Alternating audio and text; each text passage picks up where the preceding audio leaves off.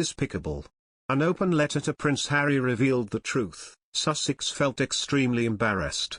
"Sir, I am an ordinary citizen of the United Kingdom, a loyal and patriotic subject of Her Majesty the Queen of England.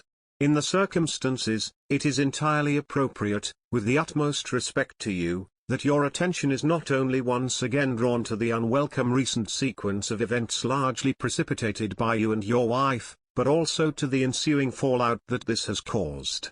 Both you and your wife have opted to very publicly level wholly unsubstantiated accusations of racism, indifference and emotional trauma at thus far unnamed members of the royal family, your family, sir.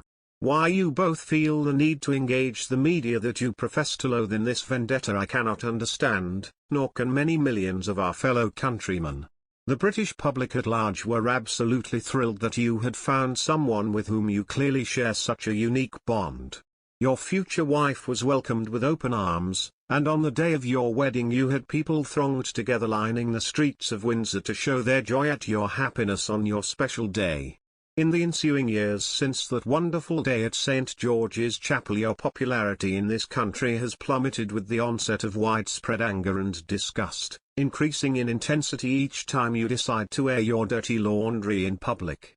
This is sadly an inescapable fact and one in which I personally take absolutely no pleasure in pointing out, along with many millions of people in both this country and the United States. You were born into a unique and enigmatic family, who have provided a haven and rallying point for the people of this country for centuries. Your family is an incredibly significant ingredient in the glue that binds us all together, and for you to unilaterally attack and defame their integrity is quite frankly despicable. In your statement preceding your departure from frontline royal duties you solemnly pledged to always uphold the values of the monarchy.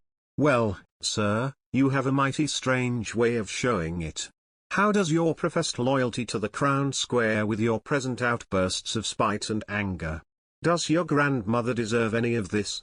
Does the memory of your late grandfather warrant being dragged through the mud simply as a selfish act of misguided catharsis on your part? I certainly do not believe so, and many millions of people agree with me. You oftentimes make no secret of your disdain and loathing of the press, who you accuse of a constant imposition into your private life. Yes, the press is a part of the everyday existence of public figures, and you are certainly no exception to this, but it goes with the turf. The added dimension in your case, however, is that the only acceptable press coverage when it comes to you and your wife is only that which fits the narrative put out by your spin doctors in La La Land.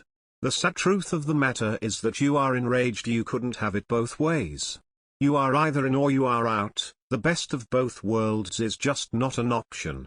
Both you and your wife have the unfortunate habit of trying to portray yourselves as victims, when in fact nothing could be further from the truth. Your public outbursts seeking sympathy on the back of launching entirely misguided attacks on your family looks very much like a cynical publicity stunt based, it seems, on a litany of inaccuracies. Your flirtation with wockery is likewise an entirely self-serving exercise in the promotion of brand Sussex, loaded with gross hypocrisy in preaching to the world at large. Your PR team and other strategic media-embedded mouthpieces display breathtaking ignorance of our heritage and culture, a fact that you ought to know full well. You have regrettably allowed yourself to blur the lines between celebrity and royalty, for which there is no excuse for you or even your wife for that matter. You have given up everything you have known up to this point in seeking a new life in the United States, although you were very definitely badly advised in making recent comments about the U.S. Constitution First Amendment, about which you clearly know nothing, and which was in fact an insult to your hosts.